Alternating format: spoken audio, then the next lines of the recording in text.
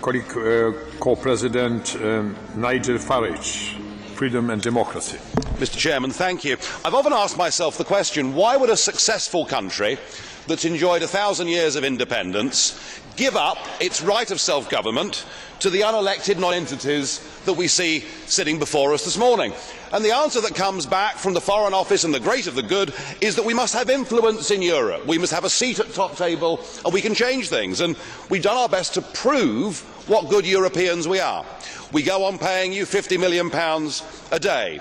We've helped the Euro bailout fund, even though we didn't join the currency, thank goodness. We've given you 80% of the fish stocks that swim in our waters. Your fleets can come and take that from us. And we've applied every directive you've given us absolutely to the letter, all of it to gain influence. In fact, Nick Clegg is so deluded he still thinks we can take the lead in Europe. When a British Prime Minister goes to a summit with a very modest proposal to protect a uniquely important British industry, a snarling President Sarkozy tells him where to go, with German approval of course, and we find ourselves without a friend in the room, some influence. Well, you've decided to head off on the Titanic towards economic and democratic disaster, and we're now in a lifeboat outside the Titanic, but we're threatened by a bow wave that is going to come and engulf us if we're not careful, and it's retribution, and we've heard the language of retribution this morning. Financial markets legislation is going to be imposed upon Britain, and we will have no influence whatsoever over any of it. Something changed though on Friday. Mr Cameron may not know it, but we are now on course. Britain is going to make the great escape.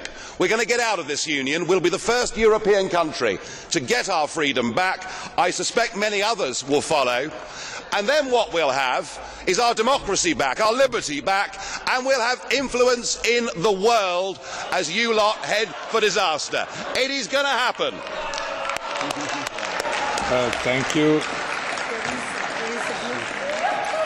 Mr. President Farage, blue card to you, yeah? Colleague Smith, blue card. Dziękuję bardzo, Pan Przewodniczący. I'm grateful to the member for taking an intervention. Given that the very selfish actions of Prime Minister David Cameron in uniquely achieving nothing for the 1 square mile of the 86,000 square miles of the United Kingdom, has achieved nothing but actually undermined the 26 other member states trying to solve this crisis. Would you agree with me that Prime Minister Cameron may well have made a couple of people in his party happy, may well have made a couple of people in your party happy, but given that he did not speak on behalf of the Labour Party, the Greens, the Liberals, well, not all of the Liberals anyway, he certainly did not speak on behalf of the people of Scotland, with one representative at the Westminster Parliament from my country. He certainly did not speak on behalf of the aspirations of the Scottish Parliament. Would he agree with me that if you do achieve your aim, which he has facilitated, that the United Kingdom does leave this place, that the people of Scotland would do considerably better representing ourselves, free from London rule, as part of this family of nations, as a constructive partner? Could you ask you, yeah? I have to say that's a very difficult question to answer because there were half a dozen of them thrown in there.